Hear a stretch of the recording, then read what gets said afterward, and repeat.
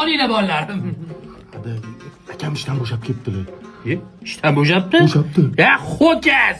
Ya ishlamaydigan odamga go'sht yeyish kim qo'yibdi?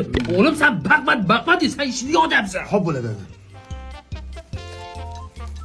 Ha, to'ppa to'g'ri yetishgan ekan-da o'zi ishlamagan odamni noishini ko'rganda. Nafsi buzuq. Hadi sochuvlarimni oldim. Ketdim cho'mashga. Ha, bir bor dam olib kelaylik. Mashinada o'tirib turaman. Bo'pti. Sochig'im olib chiqing, men ham dam olib kelamizmi? Ya senga nima bor? O'zi shundoq uyda dam olyapsan-ku. Ha, molga o'xshab yotolmasan, ish topking. Ha, jabimiz qo'shimiz qassobga ichib, qo'y o'tib o'tirishab tursan ham pul beradi. Qo'y qattin ishiymi? O'zi shu ekanni, ishlamasin, tuqqan otingga ham yoqmaysan. Ha, kirasan chiqib bolam. Agar qizni ko'ndirsang, bir oydan keyin to'yini qilib beradi. Ko'ndirib kelaman, hadi. Men katta o'g'ilmani birinchi uylanmaymanmi? Ye, senga sovchiligi borsam, o'g'lim ishlamaydi, g'ir darmayo deymanmi? Ha, nobodo to'yini qilib bersam, bitta boqman, ikkita bo'ladimi? Pari. Boqaman deylarmi? O'zlari ham 30 yildan beri hech qayerda ishlamaylar, faqat oyim boqarlar.